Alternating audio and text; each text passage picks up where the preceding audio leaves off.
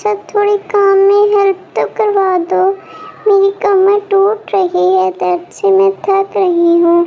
तुम्हारी बहनें अपने काम कर रही हैं, छोटी स्कूल गई है और बड़ी खाना बना रही है। बेटा जल्दी आना, मेरे साथ थोड़ा काम करवा दो। नहीं माँ, मुझे नहीं आना, तुम मुझसे कहते हो मैं काम करवाती हूँ और मेरे हाथ गंदे हो जाते हैं।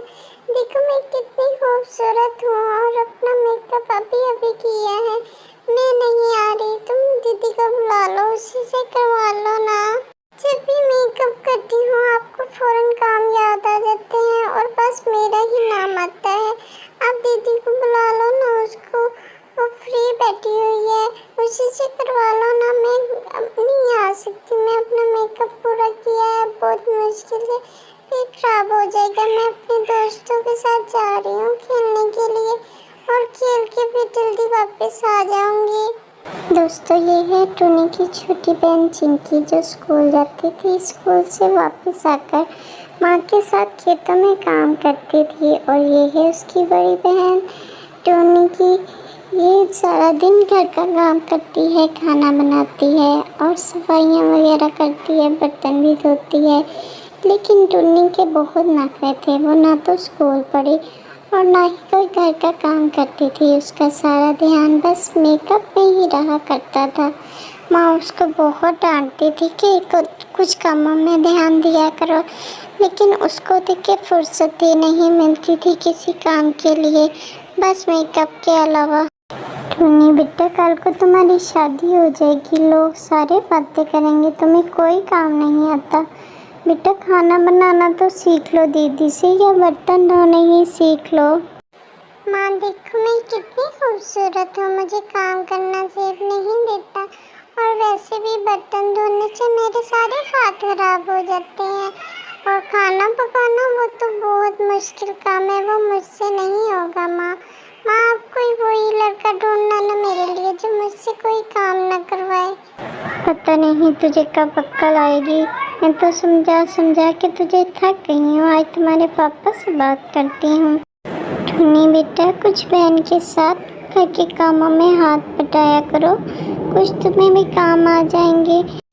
माँ दीदी को मेरे साथ भेजो, मेरे साथ बर्तन धोए, आज बहुत ज़्यादा बर्तन है, मुझसे नहीं धुलेंगे। अरे नहीं, मैंने तो कल ही मेडिक्योर पेडिक्योर करवाया है, मेरे हाथ खराब हो जाएंगे, दीदी तो मैं इंतजार कर रही हूँ।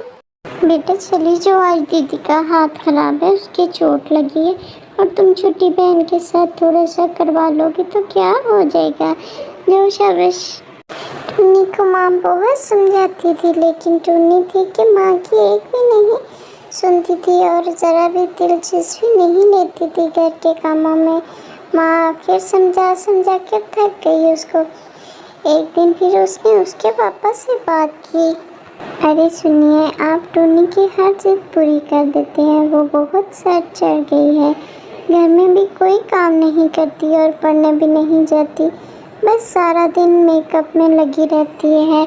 आप क्यों इतना बिगाड़ रहे हैं उसको सुंदर सुंदर कहकर।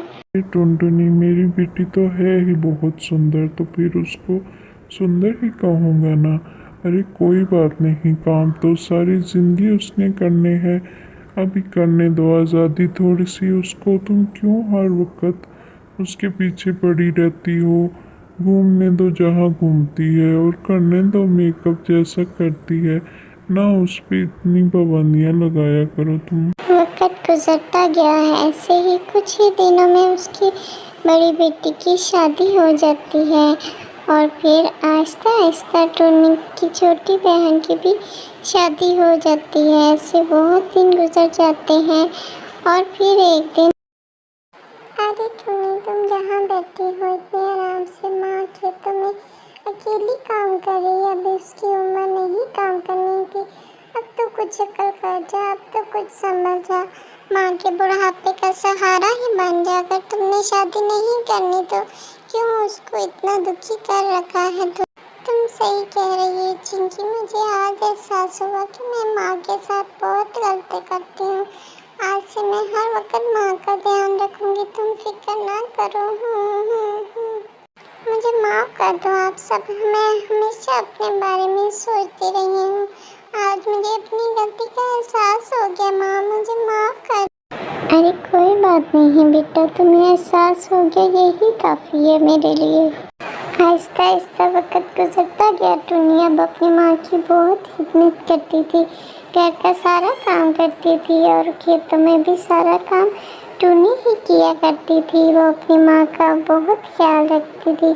चिंकी भी अपने घर की होगी और दीदी भी उनकी अपने घर की होगी और टुन्नी और माँ बहुत खुश रहा करती थी अकेले घर में। आओ ना चिंकी बेटा, बैठो, कुछ खाने को बनाती हूँ, चलो अंदर। नहीं माँ, बंटी आते ही होंगे, हमें जाना है, हम चलते हैं। आप अपना ख्याल रखिए।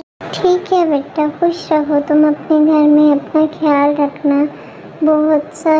और बेटा टुनी, तुम्हें परेशान होने की ज़रूरत नहीं, रोना बंद करो और चलो चल के कोई काम करते हैं।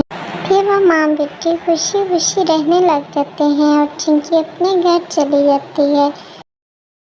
तब तक आप लोग हमारे इस वीडियो को लाइक और अगर आपने हमारे चैनल को सब्सक्राइब नहीं किया है तो जल्दी से सब्सक्राइब कर लें और कमेंट सेक्शन में जरूर बताएं कि आपको हमारी ये कहानी कैसी लगी।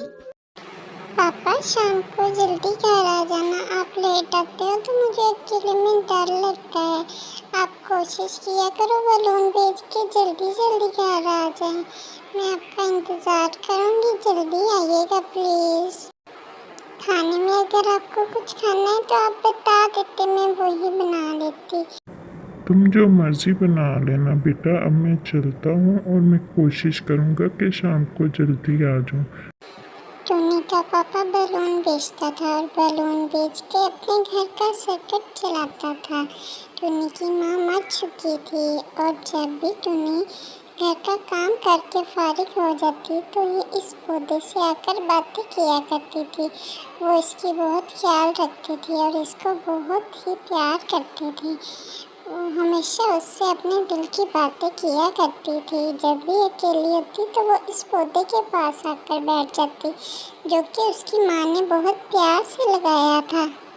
माँ, आपकी जब भी मुझे याद आती है तो मैं इस फूल के पास आ जाती हूँ। इसके पास आने से मुझे आपके पास होने का एहसास होता है, क्योंकि आपने इसको बहुत प्यार से लगाया था और मैं भी इसका बहुत ख्याल रखती हूँ और बहुत प्यार करती हूँ इस पौधे से।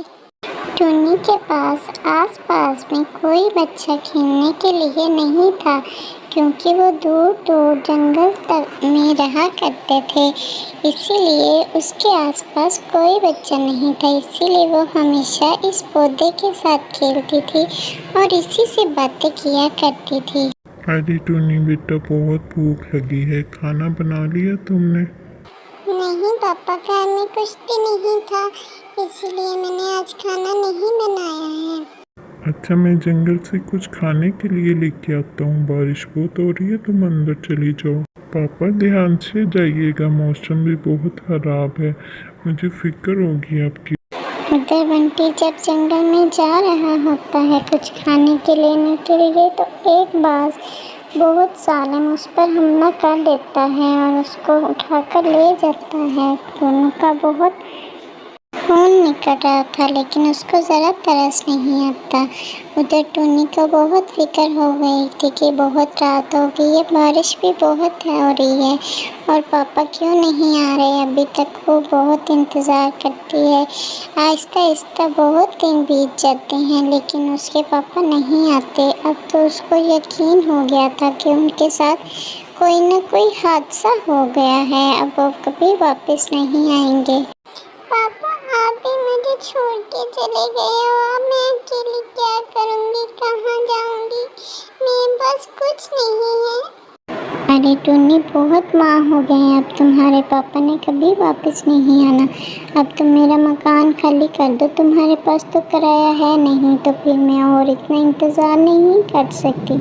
तुम अपना ठिकाना कहीं और ढूंढो जाके, बस मेरा मकान आज के आज ही खाली कर दो। ठीक है सुंदरी आंटी, मैं आज ही यहाँ से चली जाऊँगी। टोनी के पास और कोई ठिकाना नहीं था। वो उसी पुल के पास जाकर बहुत रोती है और जैसे ही वो उसके रोने की आवाज़ सुनता है तो पुल में से आवाज़ आने लग जाती है। टोनी, तुम्हें रोने की कोई ज़रूरत नहीं, तुम परेशान मत हो, मैं तुम्हारी हर तरह की मदद करूँगा। ये कहते ही वो पौधा टोनी को एक फूल देता है। जो फूल वो ज़मीन पर रखती है तो वहाँ एक गोल्डन घर बन जाता है। बहुत ही खूबसूरत था। टोनी उसको देख के बहुत हैरान हुई कि ये कितना प्यारा घर है। अरे वाह, इतना प्यारा घर।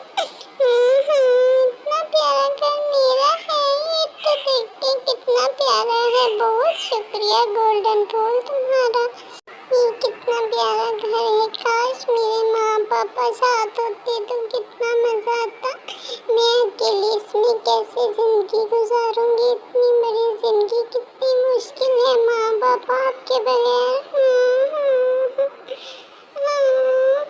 वो घर बहुत खूबसूरत था। वो अंदर से उसकी हर चीज़ गोल्डन थी और टोनी की ज़रूरत की हर चीज़ वहाँ मौजूद थी। उसको किसी चीज़ की कमी नहीं थी, बस कमी थी तो अपने माँ बाप की। तो प्यारे दोस्तों, अगर आप भी अपने माँ बापा से प्यार करते हैं तो प्लीज़ इस वीडियो को लाइक और सब्सक्राइब ज़रूर किया करें। मैं बहुत प्यार से आपके लिए वीडियो बनाती हूँ तो आपको भी फर्ज बनता है कि सब्सक्राइब करें हमारे चैनल को। फिर एक दिन टोनी की मुलाकात टोनू से होती है, जो बहुत ही अच्छा चिड़ा था। वो उस जंगल में दूसरे जंगल से आया था, लेकिन टोनी उसको नहीं जानती थी। उनकी मुलाकात आहिस्ता आहिस्ता बढ़ती गई। वो कुछ दिन ऐसे ही मिलते रहे, फिर उन्होंने एक दूसरे से शादी करने का फैसला कर लिया। कुछ दिन गुजरने के बाद उन्होंने शादी कर ली। अब वो बहुत प्यार मोहब्बत और खुशी से ज़िंदगी गुजारने लगे। वो उसी घर में रहते थे जो गोल्ड गुलाब ने उनको दिया था। वो घर बहुत खूबसूरत था और टोनू और टोनी उस घर में बहुत खुशी खुशी रहते थे। तो प्यारे दोस्तों, कमेंट में ज़रूर बताइएगा कि आपको हमारी वीडियो कैसी लगी। आप कमेंट नहीं करते, इसीलिए अब मेरा दिल नहीं करता वीडियो बनाने को। अगर आप अच्छे कमेंट करेंगे तो फिर मैं आपके लिए अच्छी वीडियो और ज़्यादा बनाऊंगी। हाँ, सबसे ज़रूरी बात कि चैनल को सब्सक्राइब करना कभी मत भूलिएगा। थैंक यू प्यारे दोस्तों।